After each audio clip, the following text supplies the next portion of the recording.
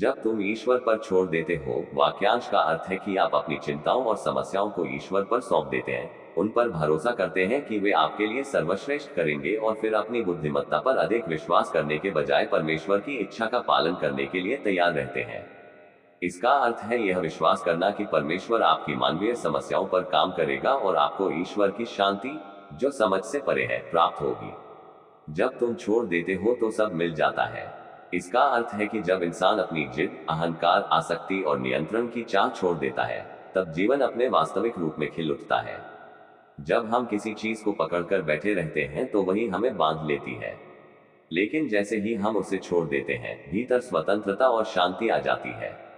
यही स्वतंत्रता हमें उस आनंद से जोड़ती है जो बाहर की चीजों से नहीं, बल्कि हमारे अंतरात्मा और ईश्वर से आता है। जैसे मुट्ठी में रेत को कसकर पकड़ोगे तो वह फिसल जाएगी, लेकिन ढीली पकड़ रखोगे तो वह बनी रहेगी। वैसे ही जीवन की चीजें, रिश्ते और अवसर भी तब सहज रूप से हमारे पास आते हैं जब हम उन्हें मजबूरी से पकड़ना बंद कर देते हैं। छोड़ना मतलब त्यागना नहीं है, बल्कि ईश्वर पर भरोसा करना है। जब हम छोड़ देते हैं, तब जीवन का प्रवाह हमें वही देता है जो वास्तव में हमारे लिए सही है। ईश्वर पर भरोसा करना, इसका अर्थ है कि आप अपनी चिंताओं को ईश्वर के हाथों में सौंप देते हैं और उन पर भरोसा करते हैं कि वे आपके लिए सब कुछ ठीक कर देंगे। अपनी मानवीय समस्याओं से मुक्त होना, जब आप ईश्वर पर छोड़ देते हैं तो आप ईश्वर को अपनी समस्याओं पर काम करने देते हैं और आप आज्ञाकारी होकर उसके पास खड़े रहते हैं, जिससे आपको चिंता से मुक्ति मिलती है। विश्वास और आशा से हृदय भरना, परमेश्वर के वचन पर ध्यान केंद्रित करने से आप चिंता को दूर भगाते हैं और अपने हृदय को विश्वास और आशा से भर लेते हैं। मुझे प्रभु पर भरोसा है, लेकिन फिर भी डर लगता है। मुझे अपने सपनों को पूरा न कर पाने का डर है। कभी कभी मैं खुद से पूछता हूँ, क्या होगा अगर अगले 5 सालों में मेरे जीवन में कुछ भी नहीं बदला, या क्या होगा अगर मैं अपने सपनों को कभी हासिल न कर पाया। जब समय कठिन होता है और हमारे हिसाब से नहीं होता है, तो हमें भगवान पर भरोसा करना बहुत मुश्किल लगता है। ऐसा इसलिए है क्योंकि हम उन चीजों को कसकर पकड़ लेते हैं जो हमें लगता है कि हमारे लिए अच्छी हैं, और इसलिए जब वे हमारे हिसाब से नहीं होती हैं तो हम निराश हो जाते हैं। जब चीजें उस तरह से होती हैं जिसकी मैंने उम्मीद नहीं की थी या मेरे दिमाग में योजना नहीं थी, तो मैं वास्तव में चिंतित हो जाता हूं, क्योंकि मैं असफल नहीं होना चाहता। हालांकि जितना अधिक मैं भगवान पर भरोसा करने के बारे में समझता हूँ, मुझे एहसास होता है कि मैं उन चीजों के बारे में चिंता करने में बहुत समय बिताता हूँ जिनके बारे में मुझे चिंता नहीं करनी चाहिए।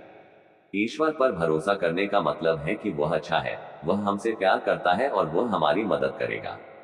समस्या यह है कि ज्यादातर समय हम ईश्वर पर भरोसा करना भूल जाते हैं और इसके बजाय अन्य चीजों पर भरोसा करते हैं। हम अपने दोस्तों, अपनी सरकार, शेयर बाजार या यहाँ तक कि अपने बैंक खातों पर भरोसा करते हैं और भूल जाते हैं कि हमारा विश्वास ईश्वर में होना चाहिए। जब हमारे पास अपने भविष्य, अपने करियर या विवाह के बारे में अंतहीन विचार होते हैं, तो हम चिंतित हो जाते हैं और ईश्वर के वादों में विश्वास नहीं करते हैं। जीवन बहुत सरल हो जाता है जब हम ईश्वर पर भरोसा करना सीख जाते हैं और अपनी समझ के अनुसार नहीं जीते, क्योंकि वह हमें शांति देता है। इच्छाएं रखना गलत नहीं है, हालांकि जो आपको सबसे अच्छा लगता है उसे छोड़ देना सीखें और ईश्वर की इच्छा पूरी होने दें। जब आप भयभीत और चिंतित हो तो जान लें कि ईश्वर आपके विश्वास और आराधना के योग्य है। हो सकता है कि आपकी वर्तमान परिस्थिति आपको अकेला महसूस कराती हो, लेकिन ये जान लें कि जब तक आप उसमें हैं, आप उसके प्रेम में हैं।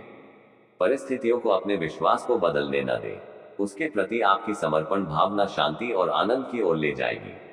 बस उस पर भरोसा रखें और वह आपकी मदद करेगा। कर्म ही जीवन का स्वभाव है। जैसे नदी का स्वभाव बहना है, अग्नि का जलना है, वैसे ही मनुष्य का स्वभाव कर्म करना है। बिना कर्म के जीवन ठहर जाता है। कर्म से ही विकास होता है। मनुष्य अपने कर्मों से ही सीखता है, गिरता है, उठता है और परिपक्व होता है। हर कर्म हमारे भीतर संस्कार और अनुभव जोड़ता है। कर्म आत्मा की साधना है। यदि हम निस्वार्थ भाव से कर्म करें तो वही कर्म पूजा बन जाता है। कर्म से मनुष्य धीरे धीरे अपने अहंकार को छोड़कर ईश्वर के निकट पहुंचता है। कर्म बंधन भी है और मुक्ति भी। स्वार्थ और आसक्ति से किया गया कर्म हमें बांधता है, लेकिन प्रेम और सेवा भाव से किया गया कर्म हमें मुक्त करता है।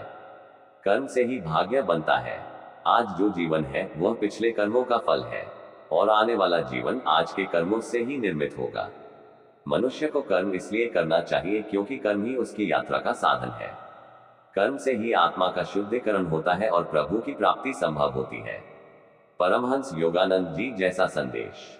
कर्म से मत भागो, कर्म ही तुम्हें ईश्वर तक ले जाएगा, लेकिन उसे आसक्ति और फल की चिंता से मुक्त होकर करो।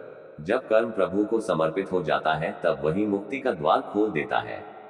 मेहनत ही सफलता की कुंजी है ऐसा कहा जाता है, और ऐसा ही है, लेकिन कर्म किए बिना सफलता नहीं मिलती है। कर्म करना जरूरी है। कर्म अच्छा करे, पवित्र करे। वीडियो अच्छी लगी हो तो लाइक और कमेंट करें, सब्सक्राइब करें। Thank you.